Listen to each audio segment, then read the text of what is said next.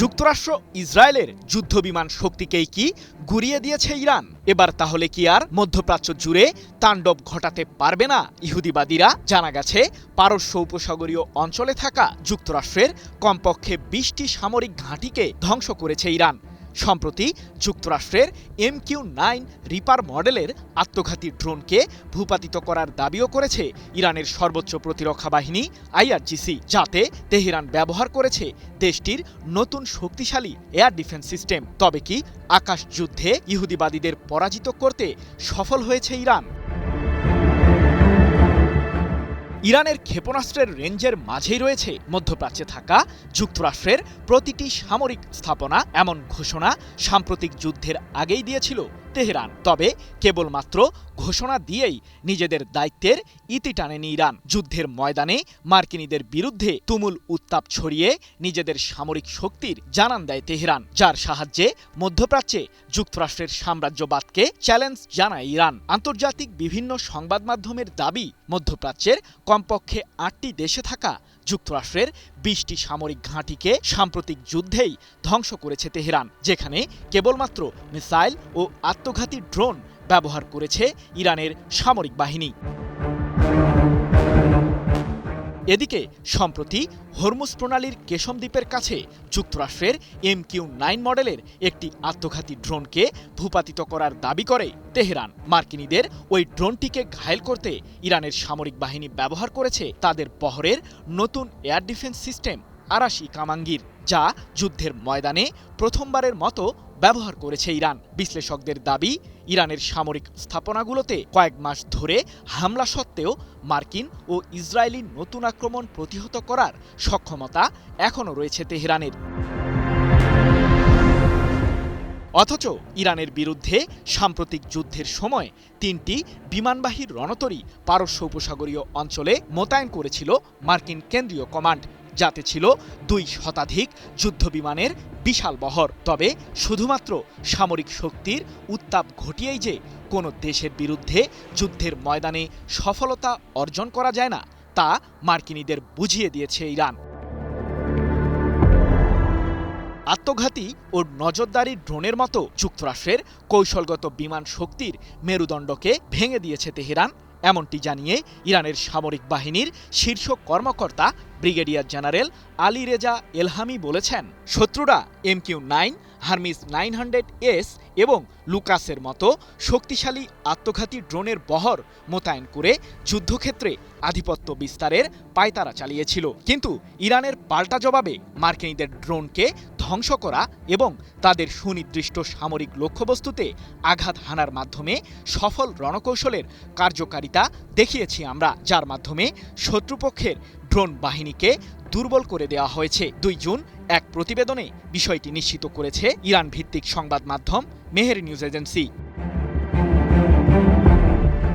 নিজেদের সামরিক শক্তি বৃদ্ধির দিকে ইঙ্গিত করে এলহামি আরও বলেছেন, যুদ্ধের ময়দানে যুক্তরাষ্ট্রের বিরুদ্ধে এই সফলতা ধরে রাখার জন্য রাডার অবকাঠামো ও ইলেকট্রনিক যুদ্ধ সক্ষমতা শক্তিশালী করেই চলবে তেহরান। মার্কিনীদের সাথে যদি চূড়ান্ত যুদ্ধবিরতিও হয়, তবুও আমরা নিজেদের প্রতিরক্ষা শক্তি বাড়িয়েই যাব।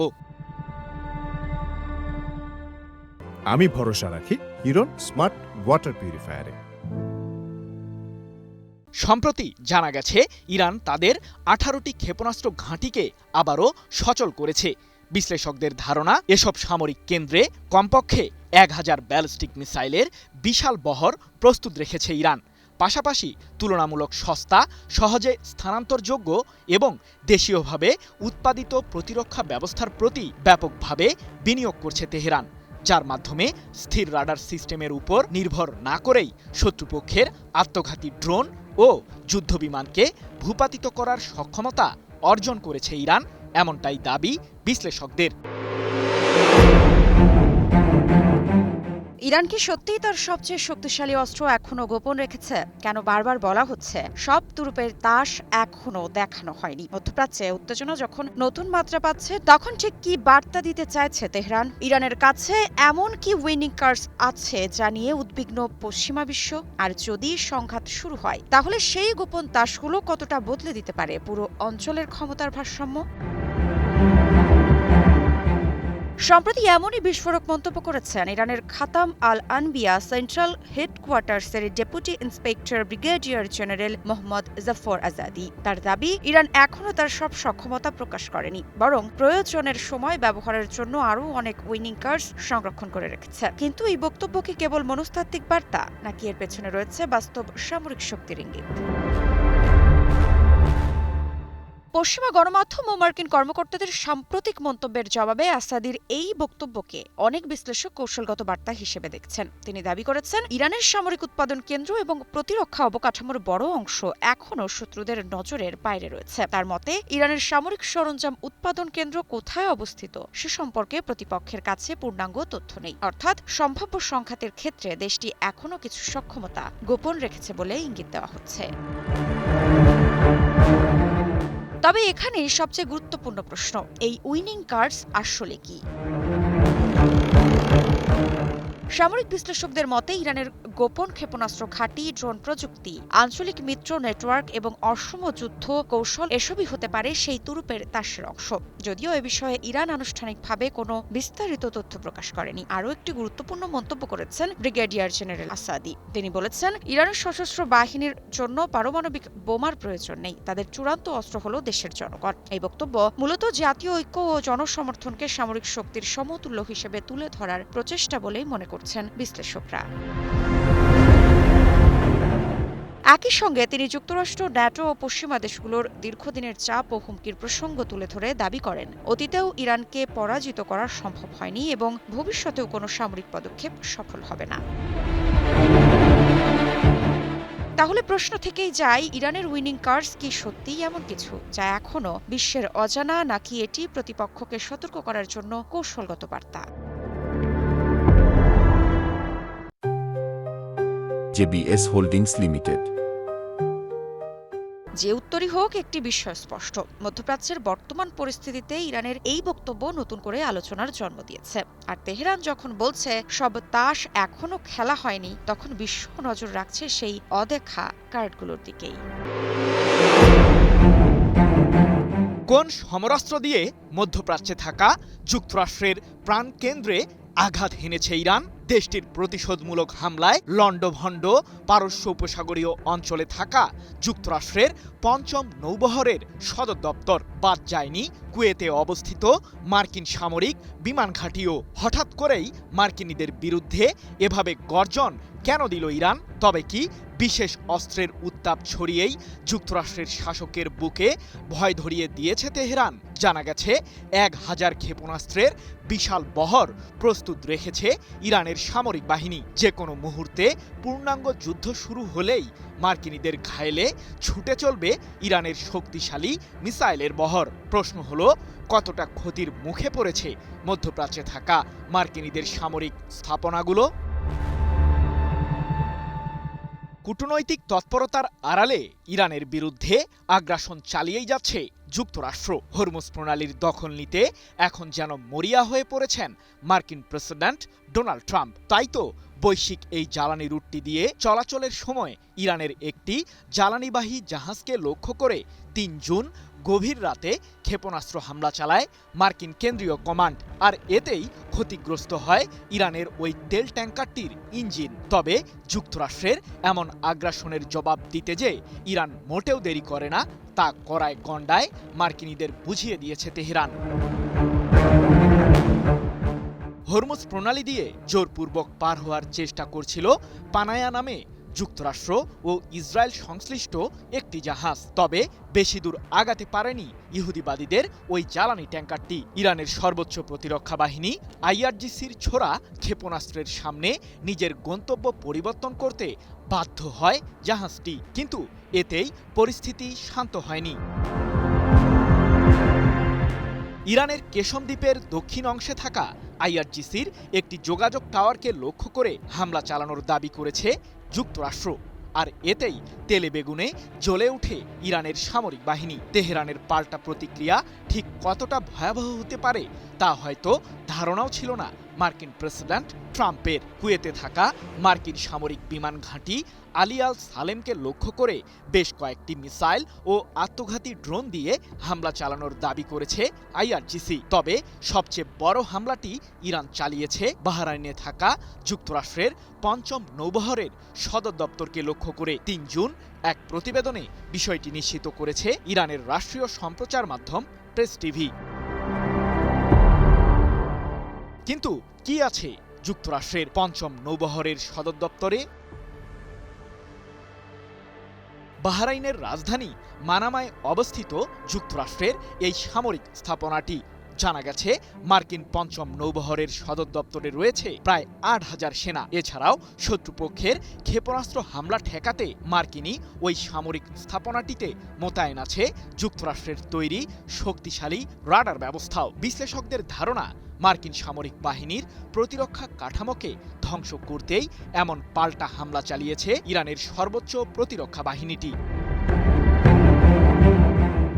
যদিও এই হামলাকে যুক্তরাষ্ট্রের জন্য সতর্কতামূলক সংকেত হিসেবেই দাবি করেছে আইআরজিসি। এ প্রসঙ্গে ইরানের এই বাহিনীটি জানিয়েছে, আমরা আগেই সতর্ক করেছিলাম যে মার্কিনীদের যে কোনো আগ্রাসী কর্মকাণ্ডের নতুন জবাব ভিন্ন ও আরও কঠোরভাবেই দেবে তেহরান। আমরা সে অনুযায়ী পদক্ষেপ নিয়েছি। আশা করি শত্রুদের উচিত শিক্ষা হয়েছে। এর আগে যুক্তরাষ্ট্র ও ইসরায়েলের বিরুদ্ধে সাময়িক যুদ্ধবিরতির মাঝেই নিজেদের সামরিক শক্তিকে পূর্বের চেয়েও উন্নত করার ঘোষণা দিয়েছে ইরান। এ প্রসঙ্গে আইআরজিসির শীর্ষ কর্মকর্তা ব্রিগেডিয়ার জেনারেল হোসেইন মোহেব্বি বলেছেন, বাস্তবতা হলো যুদ্ধবিরতির সময়ে আমাদের সামরিক ও অভিযানিক সক্ষমতা বৃদ্ধি পেয়েছে। শত্রুরা যদি রণাঙ্গনে ফেরে তবে অভিযানের প্রকৃতি, যুদ্ধক্ষেত্রের ভৌগোলিক অবস্থান, সর্বোপরি ভিন্ন ধরনের অস্ত্র ব্যবহার করবে ইরান। JBS holdings limited. বিশ্লেষকদের ধারণা, ইরান তৈরি করেছে এমন ক্ষেপণাস্ত্র যা মধ্যপ্রাচ্য পেরিয়ে ইউরোপ অঞ্চলে থাকা যুক্তরাষ্ট্রের সামরিক লক্ষ্যবস্তুতে আঘাত হানতে সক্ষম। ভারত মহাসাগরে অবস্থিত যুক্তরাজ্য ও যুক্তরাষ্ট্র পরিচালিত সামরিক ঘাঁটি দিয়াগো গার্সিয়াতে সম্প্রতি হামলা চালিয়েই সেই শক্তির নমুনা দেখিয়েছে ইরান। যুক্তরাষ্ট্র ও ইসরায়েলের আগ্রাসনের বিরুদ্ধে আমৃত্যু লড়াই, এই একটি ঘোষণায় আবারও মধ্যপ্রাচ্যের উত্তপ্ত রাজনীতিকে নতুন করে আগুনের মুখে ঠেলে দিয়েছে। ইরানের সশস্ত্র বাহিনীর এই কড়া হুঁশিয়ারি কি শুধু বিবৃতি, নাকি সামনে আসছে বড় কোনো ভূরাজনৈতিক ঝড়ের পূর্বাভাস? সত্যিই কি ইরান এবার শেষ পর্যন্ত লড়াইয়ের পথে হাঁটছে? যুক্তরাষ্ট্র ও ইসরায়েলের সঙ্গে উত্তেজনা কি নতুন সংঘাতের দিকেই যাচ্ছে? দেশটির ইসলামিক প্রজাতন্ত্রের প্রতিষ্ঠাতা আয়াতুল্লাহ রুহুল্লাহ খোমেনির মৃত্যুবার্ষিকীর প্রেক্ষাপটে এই বার্তা কি কৌশলগত শক্তি প্রদর্শন? আর এই অবস্থান কি পুরো মধ্যপ্রাচ্যের নিরাপত্তা সমীকরণ বদলে দিতে পারে? বিভিন্ন সংবাদ মাধ্যমের বরাতে জানা যায়, খোমেনির মৃত্যুবার্ষিকী ঐতিহাসিক 15 খোরদাদ গণ অভ্যুত্থান স্মরণকে কেন্দ্র করে ইরান মূলত তার বিপ্লবী আদর্শকে আবারও জোরালোভাবে সামনে আনছে। সশস্ত্র বাহিনীর বিবৃতিতে যুক্তরাষ্ট্র ইসরায়েলকে সরাসরি দায়ী করে যেভাবে মানবাধিকারের ভণ্ডামি এবং অপরাধের ধারাবাহিকতার কথা বলা হয়েছে, তা কূটনৈতিক ভাষার চেয়ে অনেক বেশি রাজনৈতিক বার্তা বহন করছে। কি বুঝলেন ভাই? অনলি যেটাই চাই।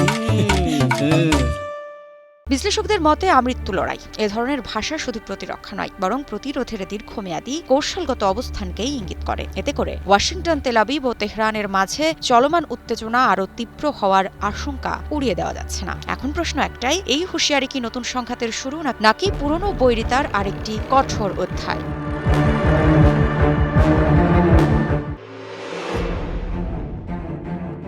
ইরানের সাম্প্রতিক যুদ্ধ কৌশলের নেপথ্যে আসলে কে ছিলেন? সামরিক সিদ্ধান্তগুলো কোথা থেকে আসছিল? আর যুদ্ধের পুরো সময় জুড়ে যাকে জনসমক্ষে খুব কমই দেখা গেছে, সেই মুজতবা খামেনি কি ছিলেন পর্দার আড়ালের মূল পরিকল্পনাকারী? নতুন করে এই প্রশ্নগুলো সামনে এসেছে মার্কিন পররাষ্ট্রমন্ত্রী মার্কো রুবিওর এক মন্তব্যকে ঘিরে। সম্প্রতি মার্কিন কংগ্রেসে সাক্ষ্য দিতে গিয়ে রুবিও দাবি করেন, ইরানের সর্বোচ্চ নেতা মুজতবা খামেনি জীবিত রয়েছেন এবং দেশটির রাষ্ট্রীয় কর্মকাণ্ডে আগের চেয়ে আরও সক্রিয় ভূমিকা পালন করছেন। তার এই মন্তব্য এমন এক সময় এসেছে যখন ইরানের নেতৃত্ব কাঠামো নিয়ে আন্তর্জাতিক পর্যায়ে নানা জল্পনা চলছে। বিশেষ করে চলতি বছরের শুরুতে মার্কিন হামলায় সাবেক সর্বোচ্চ নেতা আয়াতুল্লাহ আলী খামেনি নিহত হওয়ার পর তেহরানের ক্ষমতার কেন্দ্র কোথায় স্থানান্তরিত হয়েছে সেটি নিয়ে কৌতূহল আরও বেড়েছে। শোনা যাচ্ছিল মুজতবা খামেনিও যুক্তরাষ্ট্রের হামলায় চরমভাবে আহত এবং রাষ্ট্রীয় সিদ্ধান্ত নিতে সক্ষম নন। তবে মার্কিন পররাষ্ট্রমন্ত্রী রুবিও সেই ভাবনার যে কোনো ভিত্তি নেই তারই জানান দিলেন। রুবিওর মতে বর্তমানে ইরানের রাজনৈতিক ও কৌশলগত যোগাযোগ ব্যবস্থায় মুজতবা খামেনির সম্পৃক্ততা ক্রমেই বাড়ছে, অর্থাৎ গুরুত্বপূর্ণ সিদ্ধান্ত গ্রহণের প্রক্রিয়ায় তার ভূমিকা আগের চেয়ে অনেক বেশি দৃশ্যমান হয়ে উঠছে। তবে এখানেই তৈরি হয়েছে নতুন প্রশ্ন।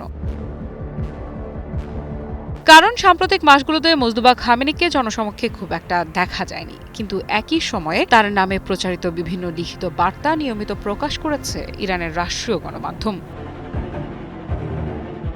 নিরাপত্তা বিশ্লেষকদের একটি অংশ মনে করেন তার সীমিত জনসম্মুখ উপস্থিতি শুধুমাত্র রাজনৈতিক সিদ্ধান্ত নয়, বরং নিরাপত্তাজনিত কারণেও হতে পারে। কারণ আঞ্চলিক উত্তেজনা বৃদ্ধি পাওয়ার পর বিভিন্ন মহলে আলোচনা শুরু হয়েছে যে মুজতবা খামেনিও যুক্তরাষ্ট্র ও ইসরায়েলের সম্ভাব্য লক্ষ্যবস্তুতে পরিণত হতে পারেন। ফলে তাকে ঘিরে নিরাপত্তা ব্যবস্থা আগের যে কোনো সময়ের তুলনায় আরও কঠোর করা হয়েছে বলে ধারণা করা হচ্ছে। এদিকে কংগ্রেসের শুনানিতে রুবিও শুধু নেতৃত্বের প্রশ্নেই থেমে থাকেননি। তিনি ইরানের বিরুদ্ধে ওয়াশিংটনের অবস্থানও স্পষ্ট করেছেন। রুবিও বলেন, হরমুজ প্রণালী খুলে দেওয়ার বিনিময়ে যুক্তরাষ্ট্র কোনোভাবেই ইরানের ওপর আরোপিত নিষেধাজ্ঞা প্রত্যাহার করবে না। তার ভাষায়, নিষেধাজ্ঞা শিথিলের বিষয়টি সম্পূর্ণভাবে নির্ভর করবে ইরানের পারমাণবিক কর্মসূচি বা সমৃদ্ধ ইউরেনিয়াম কার্যক্রমের ভবিষ্যতের ওপর। অর্থাৎ তেহরান যদি বড় ধরনের ছাড় না দেয় তাহলে অর্থনৈতিক চাপ অব্যাহত থাকবে, এমন বার্তাই দিয়েছে ওয়াশিংটন। একই সঙ্গে সাম্প্রতিক সামরিক অভিযান নিয়েও আত্মবিশ্বাসী মন্তব্য করেন মার্কিন পররাষ্ট্রমন্ত্রী। তিনি দাবি করেন যুক্তরাষ্ট্রের অভিযান অত্যন্ত সফল ছিল এবং এর ফলে ইরানের প্রতিরক্ষা শিল্প সক্ষমতা বড় ধরনের ক্ষতির মুখে পড়েছে। এমনকি তিনি বলেন ইরানের নৌবাহিনী কার্যত ধ্বংস হয়ে গেছে এবং সমুদ্রে তাদের সামরিক উপস্থিতি আর আগের মতো নেই। আমি ভরসা রাখি হিরন স্মার্ট ওয়াটার পিউরিফায়ারে। যদিও ইরান এই ধরনের দাবির সঙ্গে একমত নয়, তবে বরাবরের মতোই নিজেদের সামরিক সক্ষমতা অটুট থাকার কথা বলে আসছে। তবে সবচেয়ে গুরুত্বপূর্ণ বিষয় হল পারমাণবিক আলোচনার প্রসঙ্গ। রুবিও ইঙ্গিত দিয়েছেন এবার হয়তো ইরান তাদের পারমাণবিক কর্মসূচির এমন কিছু বিষয় নিয়ে আলোচনায় আগ্রহ দেখাবে যেগুলো আগে কখনো আলোচনার টেবিলে আসেনি। কিন্তু সেই সঙ্গে তিনি সতর্কতা উচ্চারণ করেছেন। তার মতে আলোচনা শুরু হওয়া মানেই সফল চুক্তি হবে এমন কোনো নিশ্চয়তা নেই। এখনো দুই পক্ষের অবস্থানের মধ্যে বড় ধরনের ব্যবধান রয়ে গেছে। সব মিলিয়ে পরিস্থিতি এমন এক পর্যায়ে পৌঁছেছে যেখানে যুদ্ধ, কূটনীতি এবং নেতৃত্ব এই তিনটি বিষয় একে অপরের সঙ্গে গভীরভাবে জড়িয়ে গেছে।